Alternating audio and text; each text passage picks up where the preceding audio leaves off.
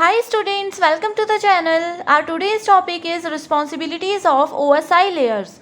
So as in the previous video हम लोगों ने डिटेल में डिस्कस किया था कि OSI मॉडल क्या होते हैं एंड उसमें जो 7 लेयर्स होती हैं उनकी वर्किंग किस तरह से होती है, right.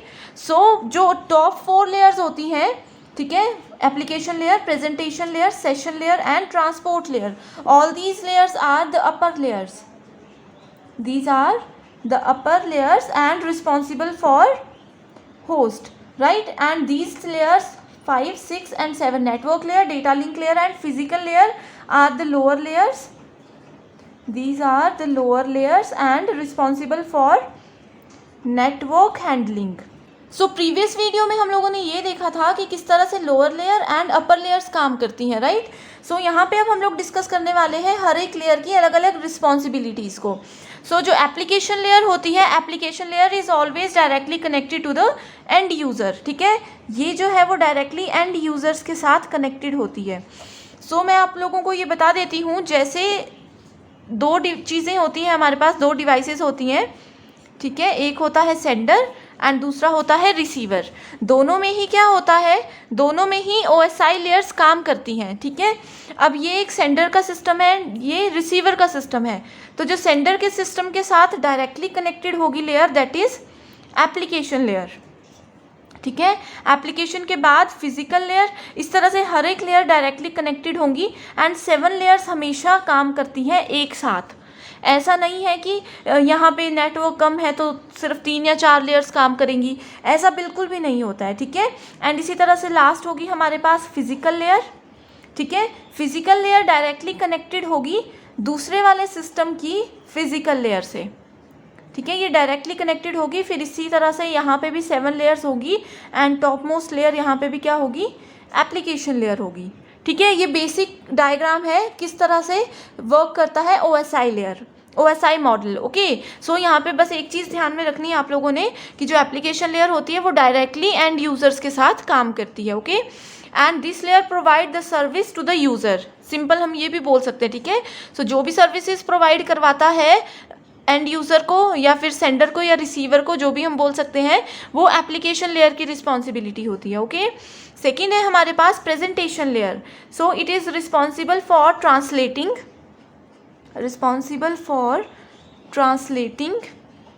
Translating compression and encryption of data, ठीक है. अब जैसे प्रेजेंट, इसके नाम से ही पता चल रहा है प्रेजेंटेशन, यानी कि ये प्रेजेंटेबल फॉर्म में डेटा को कन्वर्ट करता है, ठीक है.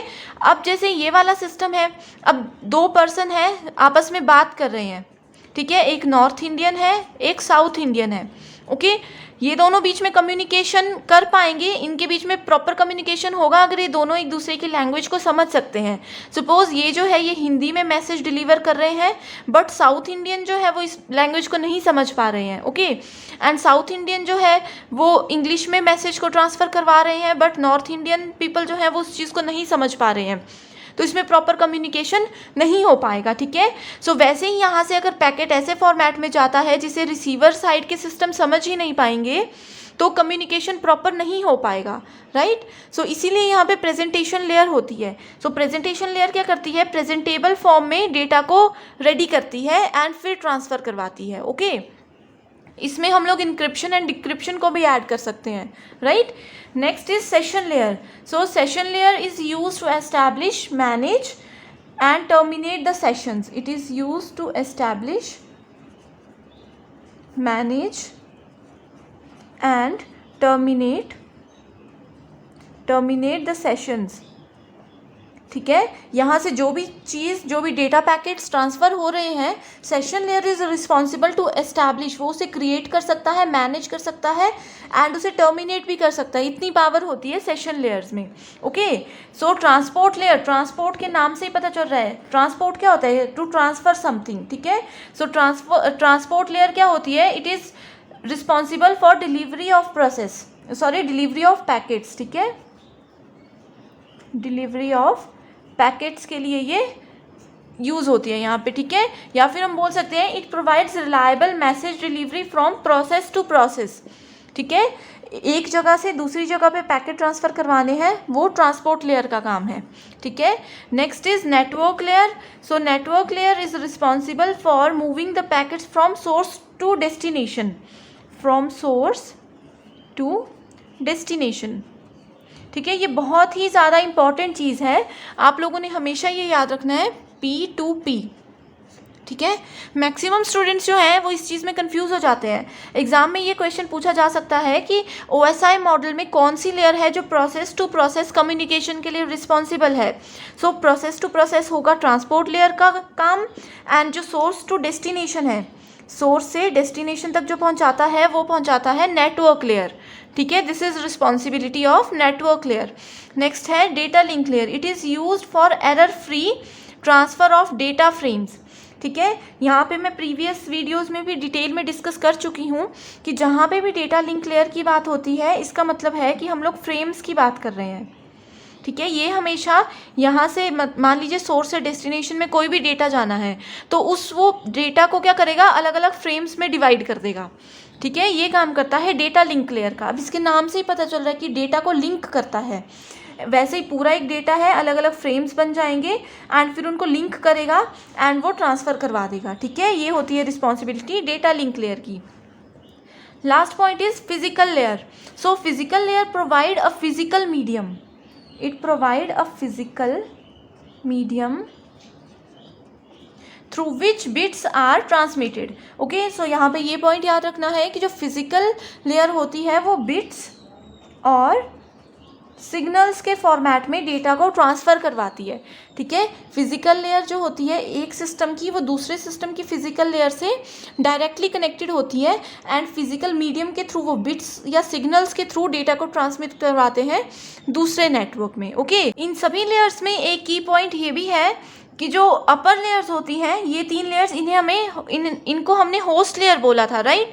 इसके साथ साथ इसे सॉफ्टवेयर लेयर्स भी हम बोल सकते हैं, ठीक है। सॉफ्टवेयर लेयर्स भी बोल सकते हैं एंड ये वाली जो लेयर्स होती हैं इन्हें हार्डवेयर लेयर्स बोलते हैं। नेक्स्ट 3 जो लेयर्स होती हैं ये हार्डवेयर लेयर्स होती है एंड जो ये ट्रांसपोर्ट लेयर है इसे बोलते हैं heart of the OSI model, okay. ये भी इंपॉर्टेंट पॉइंट है। एंड यहाँ पे जैसे हम लोगों ने डिस्कस किया था कि एप्लीकेशन लेयर्स जो होती हैं दोनों सिस्टम्स की, वो डायरेक्टली एंड यूज़र के साथ कनेक्टेड होती हैं, राइट। सो यहाँ पे क्या होता है, इस तरफ से जो भी डेटा आता है, एप्लीकेशन लेयर है डायरेक्टली कनेक्टेड, सेंडर ने यहाँ से पैकेट भेजा एप्लीकेशन लेयर के पास, ठीक है। एप्लीकेशन लेयर सेंड करेगा फिजिकल लेयर पे, इसी तरह से लोअर लेयर्स पे पैकेट्स जाते जाएंगे, ठीक है। एंड जो फिजिकल लेयर होती है, सॉरी फिजिकल लेयर नहीं है, ये प्रेजेंटेशन लेयर है, ठीक है। एंड जो लास्ट हमारे पास फिजिकल लेयर होती है वो डायरेक्टली कनेक्टेड होती है दूसरे सिस्टम के फिजिकल लेयर से, राइट। सो यहाँ पे जो फ्लो ऑफ डेटा है वो किस तरह से रहेगा, पहले सिस्टम में जो है वो सेंडर में इस तरह से रहेगा एंड रिसीवर में डेटा फ्लो हमेशा इस डायरेक्शन में होगा, ठीक है। ये बहुत इंपॉर्टेंट पॉइंट है। एंड लास्ट पॉइंट जो आप लोगों को याद रखना है वो ये है कि इन लेयर्स की सीक्वेंसिंग बहुत इंपॉर्टेंट है। ऐसा नहीं है कि कोई भी लेयर को कहाँ पे भी यूज़ कर सकते हैं, ठीक है। Sequencing is very important. तो उसके लिए एक चीज़ मैं आप लोगों को बताती हूँ, एक ट्रिक मैं बताती हूँ। सो आपने क्या करना है, application layer, presentation layer, session layer, इनको कैसे याद रखना है, पहला वर्ड देखना है, ठीक है। आज फिर से टेस्ट नहीं देना पड़ेगा, ठीक है। सिंपल सी चीज़ आप लोगों ने याद रखनी है इसके लिए, ये होगा आज फिर से टेस्ट नहीं देना पड़ेगा। दिस इज़ वेरी सिंपल, ठीक है।